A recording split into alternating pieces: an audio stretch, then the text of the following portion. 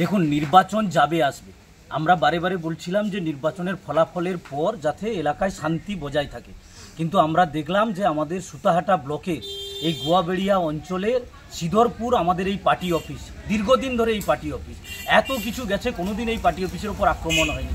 এই প্রথম কিছু তৃণমূলের দুষ্কৃতীরা এই পার্টি অফিসের ওপর আক্রমণ করে, পার্টি অফিস ভাঙচুর করে, আমাদের টিভি সহ ইলেকট্রনিক যা জিনিসপত্র ছিল তা লুট করে নিয়ে যায় এবং এই গোটা পার্টি অফিসটাকে ভাঙচুর করে নষ্ট করে দেয়।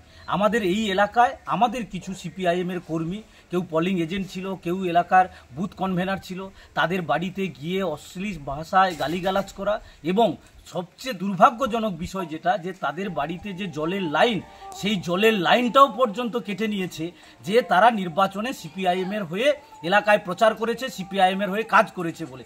আমরা অবিলম্বে এসডিওকে জানিয়েছি, বিডিওকে জানিয়েছি এবং ওসিকে জানিয়েছি, দ্রুত যদি ব্যবস্থা গ্রহণ করে ভালো, নাহলে এলাকার মানুষকে সংগঠিত করে নিয়ে আমরা আগামী দিনে নির্দিষ্টভাবে কি করে দাবি আদায় করা যায় এবং এই মানুষগুলোর জলের ব্যবস্থা করা যায় তা আমরা করব। এখানে করবেনি তাহলে আমি হাইকোর্টে যাব, তাহলে তোমার অবস্থাটা কি হবে? তুমি কি এটা চাও না সবাই মিলেমিশে থাকবে? ভোট হয়েছে, যে যাকে দিতে পারেন। আমি তো কটা বললো 170টা না কটা পেয়েছি, আর তোমরা তো সব পেয়েছি, সব তো তোমরা, আর তোমরা তো এখানে বিজেপিকে জিতেছো তুমি। হ্যাঁ, এইটা ওদের মুখোমুখি না হলে না পিছোতে পিছোতে এই হয়ে যাবে।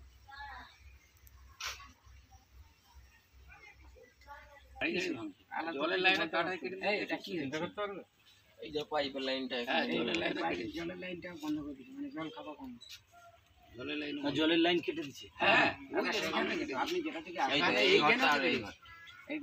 এই দুটো এটা করিয়ে নিচ্ছে এই অঞ্চলে, সভাপতি অঞ্চলে